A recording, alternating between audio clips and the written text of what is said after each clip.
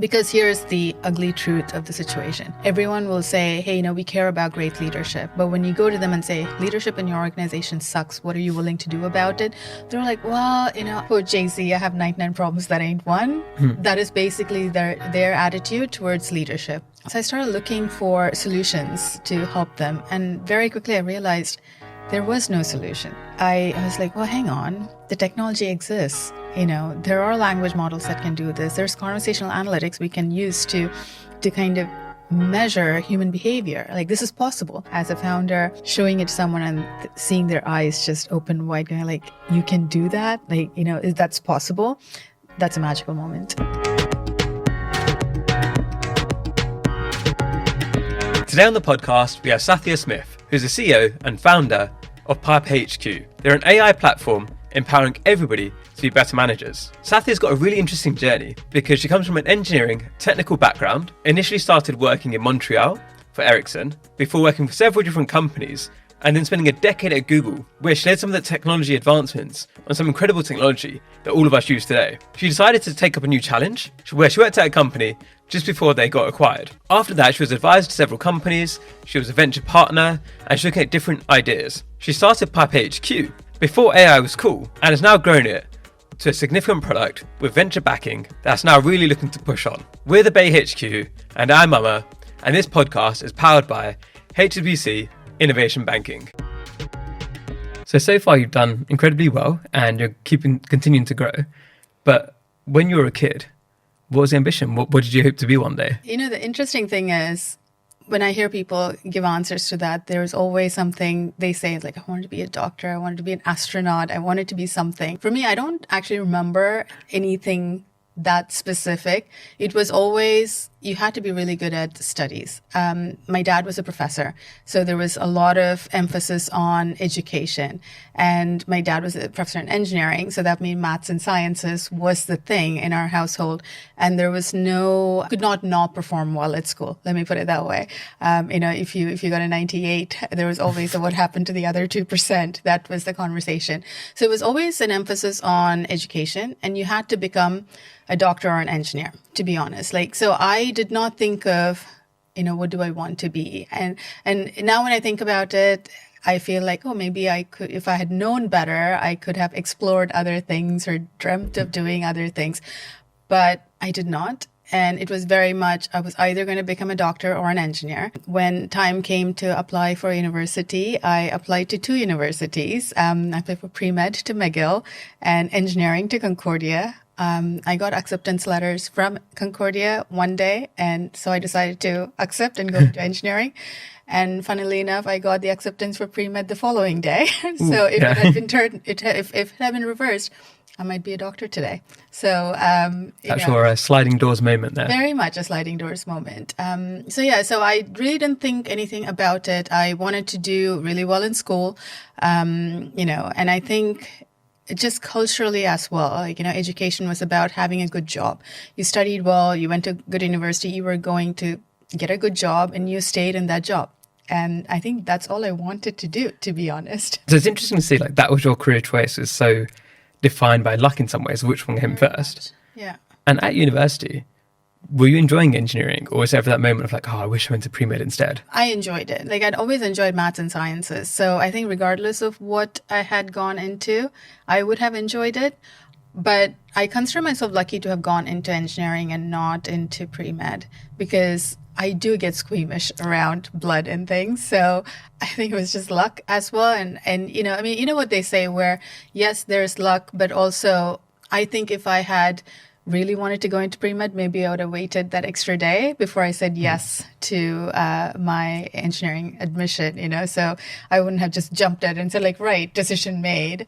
I did enjoy being in university. It was a very interesting and very tough experience. It was very different from being in high school. I studied computer engineering and got a job. I started working at Ericsson way back when Ericsson was a cool company. Yeah. And they were the mobile providers. And then decided, if you were in engineering, the place to be was Silicon Valley.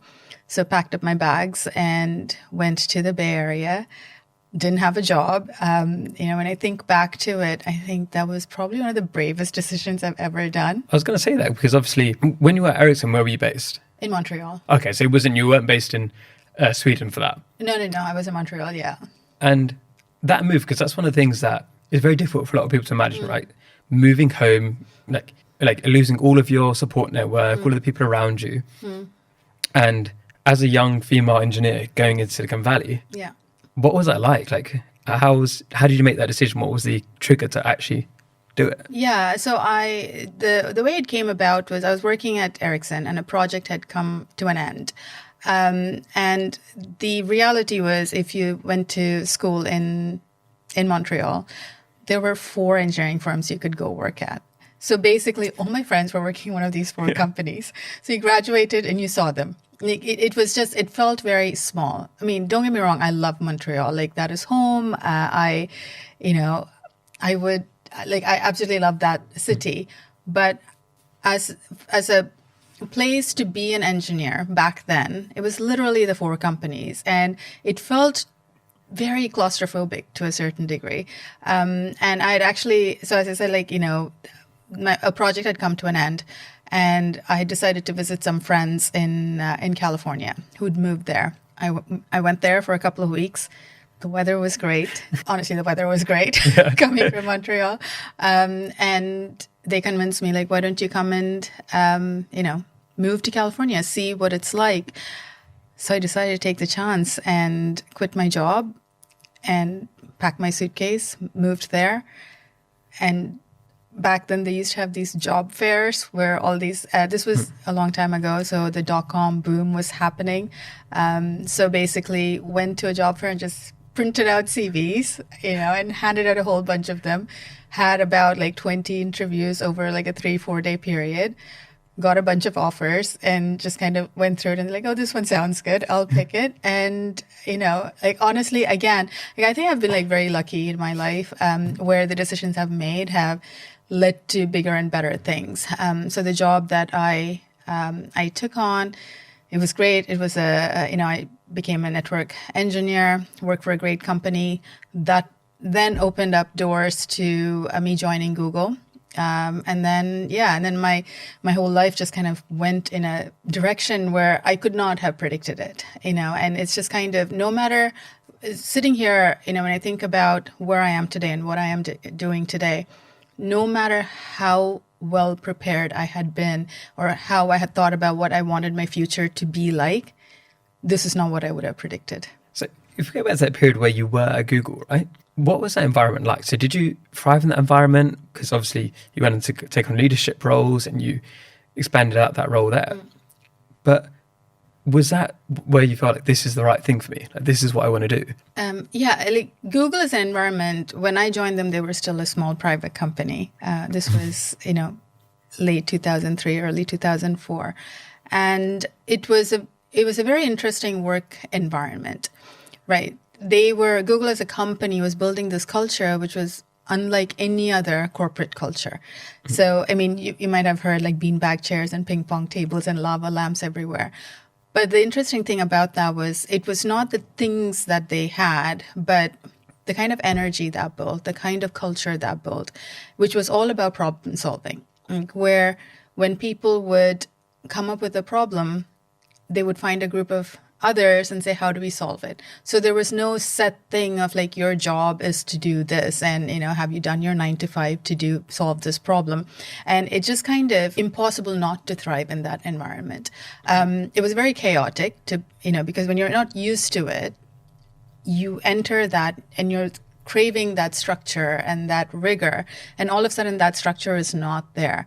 And you have to find your own way of getting things done and your own way of making your mark and your own way of identifying projects. And, those things, you need those skills, and Google helped me develop those skills. So it was a great time, worked on amazing products and problems and, fundamentally changed the way the world works over my time there. I think back to it fondly. Was all of it roses? Not really. There were some very tough parts as well, but overall, it is net positive. And can you like tell the audience as well, like, where did you end up at Google? Like just before you left, Yeah. what was your role? What were you overseeing? Yeah. So when I left Google, I was head of partner technology. And what that meant was we were building. So if you're using a Google product, let's say you're using Google Maps, the data for that maps has to come from somewhere. In some cases, they'll go license the content. But in most cases, when you're thinking about the amount of information that is out there, you need to figure out ways of getting that content in. So I never worked on the front end of the product. So I never would have touched anything that has to do with YouTube or Google Maps or any of the Google products. But what we did, and my team was responsible for, was bringing all this content in. So if you're going and looking at, let's say, directions of how do I get from point A to point B, that data, we were responsible for it, making sure that data was accurate, that data was, relevant, that data was being served up in a timely manner. So that was what I was doing. So we're working with a team of people where we were focused on the long tail data, bringing that in, processing it, making it available for the different Google products. So it was complicated. It was fun. We were doing these things before people were aware of, like, before smartphones even existed, right? And that was the other interesting thing, where there was a moment in time where you can look to the future almost, because smartphones were coming in, and you could almost predict how the need for data is going to change. So all of a sudden you have to figure out, okay, we have access to all of this data, but how are we going to make it accessible? How are we going to make sure if someone is standing at a bus stop and waiting for a bus, they get the information whether the bus is 2 minutes away or 20 minutes away in real time? How do you solve that problem? So we're working on things like that. Exciting times. Yeah, because I guess everybody in the audience is going to have used that technology at some point in their lives, which is pretty amazing. Yeah. For me, I think when I think back to my career, I think that is one of the things that it almost makes me feel really overwhelmed, because the things that I worked on are literally being used by millions of people every single day. And that is a scale where sometimes it's just impossible to go, oh yeah. Like if I see someone uploading a piece of content on YouTube, you go, I worked on that. Yeah. So it's a very, it sometimes it does feel overwhelming. And then, like, considering their role, what was the next step? Like, what made you decide to leave Google in the end? Yeah. And go into... So I was having fun at Google, like, the ups, downs, everything. Every time I would think about leaving the company and trying something else, there'd be a shiny new product or project, and you'd be like, oh, I want to work on that. And I ended up staying. And I remember I came back to my desk one day, and there was this brown manila envelope. I opened it, and it was a plaque congratulating me on my 10 years at Google. And I was taken aback at that moment, because I hadn't realized a decade had gone by. Because when you think about a decade, it's a very long, it's a significant piece of time in anyone's life. And I had thought I'd be at Google for a couple of years. But here I was 10 years later getting this plaque. I was like, wait, what? I had to take stock of where I was, and I realized the world had changed in the time. Quite literally, I had been part of making that change happen, but it had changed. And then looking internally within Google, I realized that was not the place for me anymore. Like, things were changing, the culture was changing, the organization was changing, and I realized it was time for me to leave. And then it took me another 18 months or so to convince myself to leave, and then, find an opportunity and then leave that. So I think it was more of needing to kind of satisfy that curiosity of what the rest of the world was like. Google is this big bubble. So when you're there, you forget the rest of the world. And I did not want to be that person. I wanted to make sure that, my reality was real. My experiences were real, and it was not some, kind of living in the future with access to all of the technology that organizations like Google have. It's amazing. I think you just said like 18 months to go there. And I think a lot of people are going to resonate with that, listening, who are doing well in their careers, but maybe think, this isn't what I want to do forever. Yeah. But then maybe they don't know what they want to do. Yeah. And to understand that people do take a bit of time at the decision. However, it's just a bit comforting. Like, you don't need to just, okay, now we need to do it straight away. And if you take more than a day to decide, then that means you're not an entrepreneur or something like that. Yeah. It's a scary thing to do, to abandon that safety that you had and to go and try something else. Yeah. What was it that you went into afterwards? What did you try out? Once I decided to leave, it took me a while. And I got a few, the interesting thing is once you decide to leave, somehow the universe knows you're going to leave because you end up talking to a few people. And before you know it, there are people saying like, oh, I hear you're thinking of leaving Google. Would you want to have a conversation? So I had a few conversations, which led to more conversations. And I ended up joining a company called One Fine Stay as their VP of product and technology, and then became CTO. When I saw what they were building, I had this thing of like, oh my gosh, this product needs to exist, because I used to be a big fan of Airbnb. When I traveled, Airbnb was a thing. And I just loved staying in different properties, exploring like locales like a local. But Airbnb had a ton of problems at that time. Like this was back in 2015, 2016. And what One Fine Stay was doing was just addressing all those problems, right? And I was like, this is great. For someone like me who's slightly affluent, where I'm able to spend that extra money to get that dependability, that sense of security, this is exactly what I need. So that was a product that I would have used, and it just really deeply resonated with me. So I ended up joining them, stayed with them for a little over a year, saw them through their acquisition, and then decided to leave because, again, like when they were acquired by Accor Hotels, great place to stay, but they're not a tech company. And I needed to be in tech. So decided to leave, and then kind of lost in the wilderness for a couple of years, consulted for a few companies. And I think that was the point for me where I truly had to honestly think about what I wanted to do for the first time. Until that point, I had very much just kind of taken opportunities as they came. If they fit me, great. If not, just ignored them and just kept going for the next thing. But when I left One Fine Stay, I didn't have anything planned. So that took about 2 years for me, and I took a ton of time. I took up pottery. I cooked a lot of meals. I got fit. I met up with friends on like random Tuesday afternoon to go to the museum. I did like a lot of things. And then I, had a conversation with Saul Klein at Local Globe, Phoenix Court. And I have to say, like, that conversation just changed my life again. We had a conversation. He was like, well, why don't you try being a venture partner at Local Globe? And I knew nothing about the venture world, like literally nothing. I was a product builder. That's all I knew. I was happy about it. So I said yes. And I honestly, when he said that, I was like, are you joking? I know nothing about VC. And he's like, you learn.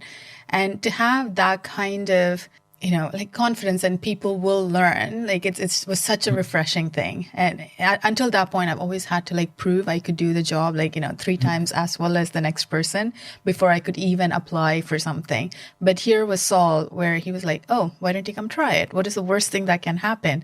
And that attitude was just so refreshing. So I joined them as venture partner. So decided I would become a VC because I loved this. And somewhere along the way decided to start a company. We hope you're enjoying the episode so far. We just want to give a quick shout out to our headline partners, HSBC Innovation Banking. One of the biggest challenges for so many startups is finding the right bank to support them. Because you might start off and try to use a traditional bank, but they don't understand what you're doing. You're just talking to an AI assistant, or you're talking to somebody who doesn't really understand what it is you're even trying to do.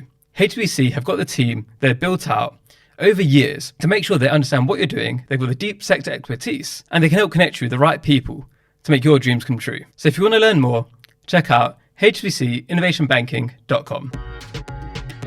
So Local Globe, we've had Ashura on, we've had a few people on from there before. What was that environment like compared to working at Google, where you're obviously it's one massive company, versus now you're looking at lots of smaller companies and seeing how you can help them or how you can get involved? Yeah. How is that switch for you? To be honest, that switch was exciting and thrilling.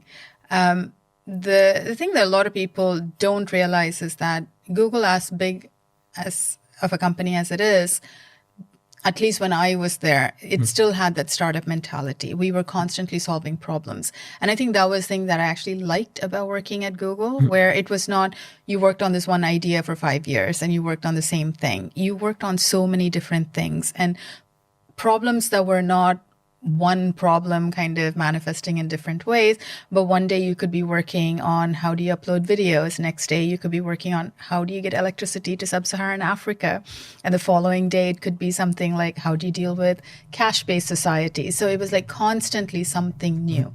And when I went to Local Globe, I think that was the part that really hooked me. You were meeting all these companies coming in and solving such exciting problems. No two companies were the same. Like it was not like, oh, today we're going to have a theme for the day and every company we're meeting is going to be solving the same problem. No, like, you never met two companies that were working on the same thing. It was so exciting. And it was honestly, it was just so inspiring. Just hearing all these people with these ideas and their beliefs and being, able to change the world was very infectious. I absolutely loved it. And obviously from being at Local Globe, Yeah. that's where you came up with your idea for your own startup, as you said. What was it about this idea that hooked you? It was like, this is the one that I want to spend the next however many years of my life on. You know what? Truth be told, when I was at Local Globe, even before Local Globe or any point in time, I never saw myself as an entrepreneur. I never saw myself as someone who would found a company. Founding companies was what other people did. What I did was work in those companies. That's how I saw my life. That's how I saw my career. But I've always been a problem solver. And the thing that happened at Local Globe was I would work with all these early stage founders, and I saw them struggling with this concept of leadership, where they truly did not know how to lead their teams. These were, like really intelligent founders who were now managing people by the mere fact that they had founded a company and hired a group of people, and now they had to manage them. So they were just kind of doing things that was not setting them up for success, right? As a leader, as a manager.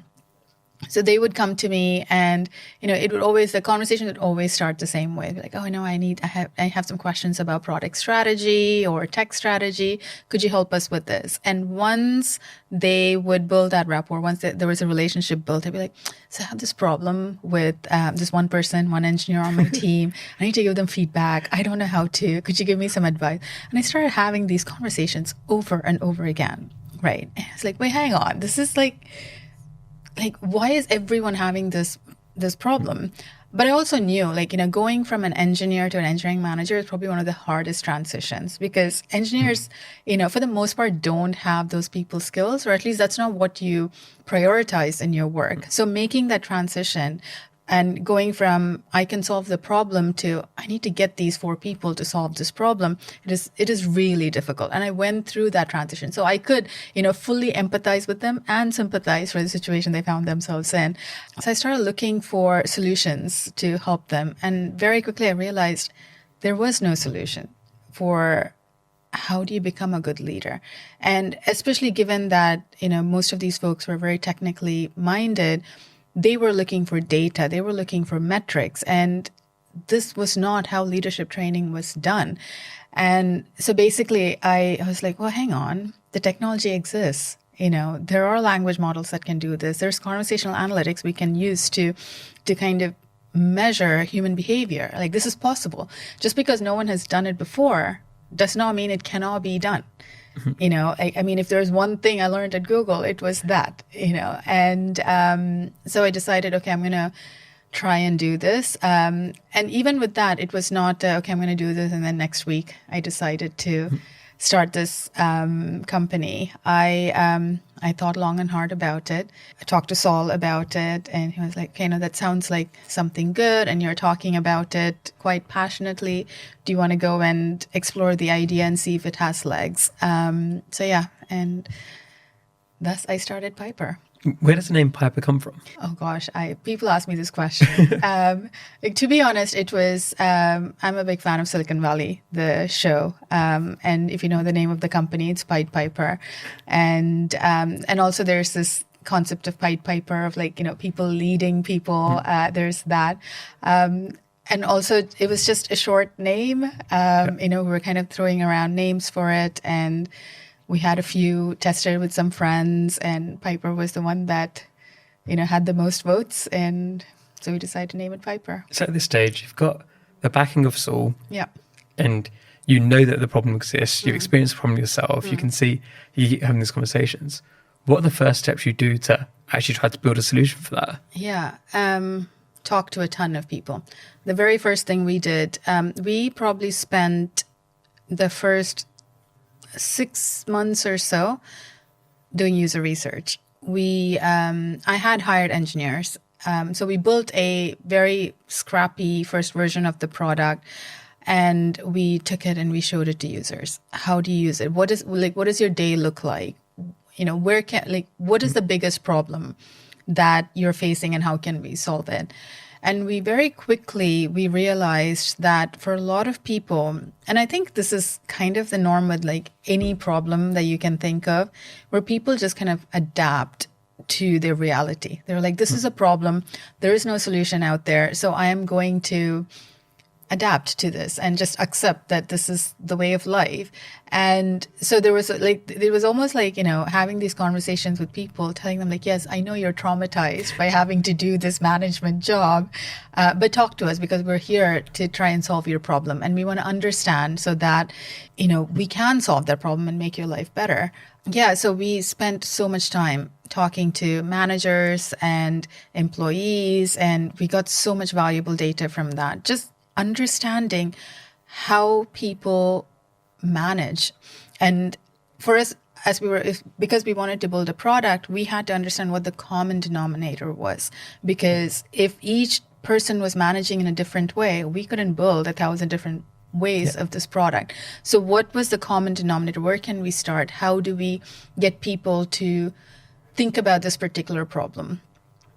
So we did that and we got enough information. So we built this first version of the product, and we took that to, again, to users, and we learned what worked, what did not work.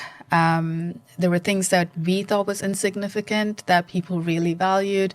So we had to immediately like, no, we're going to make that into a feature, So we did all of that. And at this point, we had not introduced the AI component into our product, because the moment we said, hey, we're going to be using AI to measure your leadership capabilities, oh my God, every single manager ran for the hills, why would I want to be told I'm rubbish at my job? Yeah. And so there was a whole bunch of education that needed to be done there. So we launched the product. And then once we launched that, we went and did more research, customer conversations, and we launched 2 other versions of the product. And the third version is the one where it's like fully baked with AI. And also in the last 18 months or so, AI has become more acceptable. So people are more open to discussing how AI could help them and make their lives better. So conversations have definitely gotten way, way easier in the last 12 to 18 months. So we started building it, and now we have a fully functioning product that people actually like using. And, as a founder, showing it to someone and seeing their eyes just open wide, going like, you can do that? That's possible. That's a magical moment. So I used to be a CRM consultant, so I completely understand that bit about people have these weird workarounds of things because they don't realize the solution is possible. Yes. And they just keep doing things. And you look at it, it's like, why are you doing that for? Yeah. But the user research is so important there. It is, very. And as you said, you've been building Piper for a while now. You've been doing very well. Yeah. What are some of the big achievements you've had that you can share with us and the audience can celebrate? So one of the things we do at Piper is we are actually observing the behavior of managers, of leaders, and we're looking at whether, we look at several things, but one of the key things we do is whether they're actually coaching their employees and whether they're giving feedback continuously and consistently and how they're doing that. So for us as a product and a feature, to be able to do that is actually a huge thing, because what we've now done is taken technology and built a product that is capable of assessing human behavior. And, the implications of that are, you can apply it in in so many other areas as well. We've had people come in and go like, can you use that in therapy, in couples therapy particularly, because I want to know how my partner is responding and things like that. So I think the implications are actually quite quite broad, but we're, focused on one area where how leadership development is done and how employee engagement is done.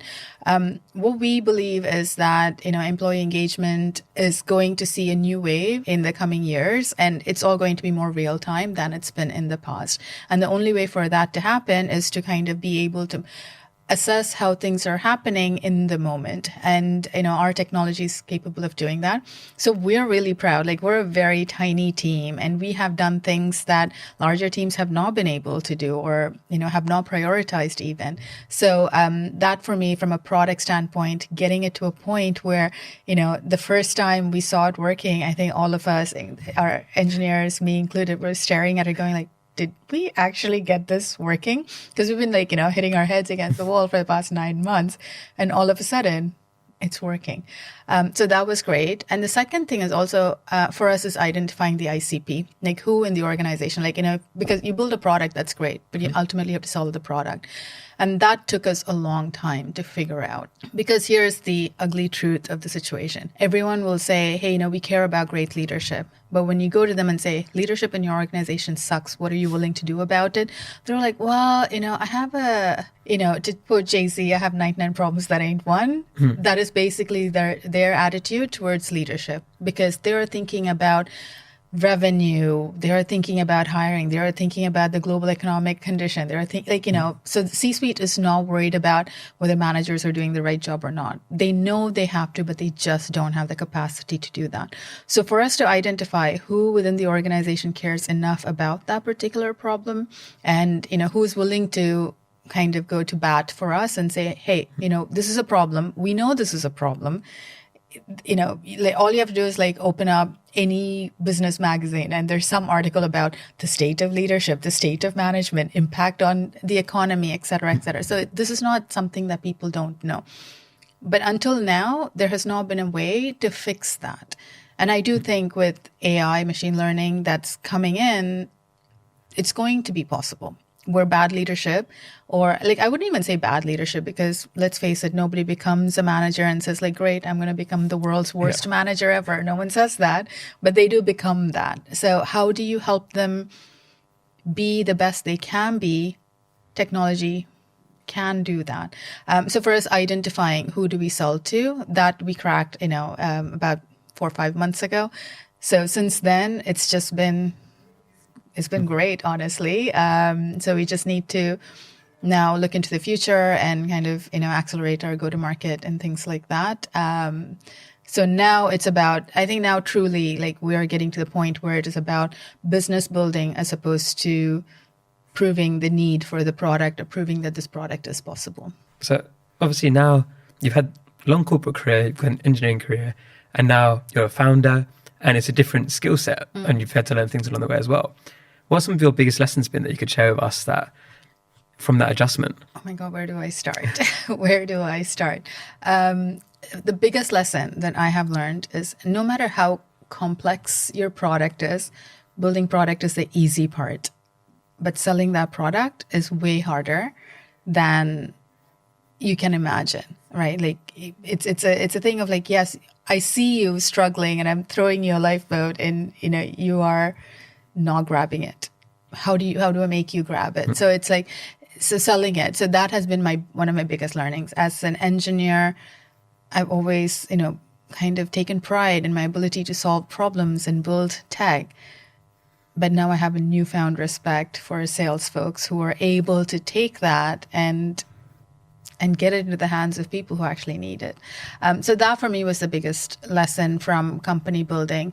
The second thing is resilience. In a way that I had never thought about before. I've always been a pretty resilient person, but when you are a founder, you have to be resilient. My team cannot see me doubt anything. My team cannot see me kind of question my decisions, right? All of that has to happen in the privacy without anyone seeing, because they need to see me kind of being very really strong and capable of doing things.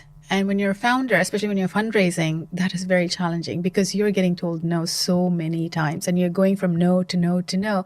And then in between that, there's a meeting where you have to be like full on and be like, hey guys, look at us. We're changing the world. So like that, it's just kind of, it takes a lot out of you. Like physically, it takes a lot out of you. Like the last round of funding, cycle I went through, there'd be days where I'd feel like, did I run a marathon today? Like what? Like I just feel physically exhausted. So that for me was something that I had not anticipated. And yeah, something you learn and you go, okay, for the next time I know. What's the dream for Piper in 5 years' time, 10 years' time? Yeah.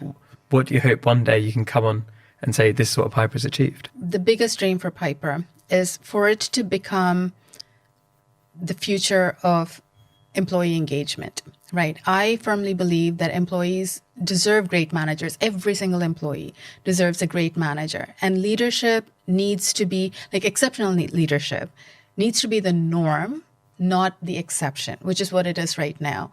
Where you can walk into any company and go and have confidence that your manager is going to be there for you. They're going to be able to coach you, mentor you, which is, especially given the world we are in with the incoming cohorts of employees, it's a very important thing where they are not used to being at work physically in the same location.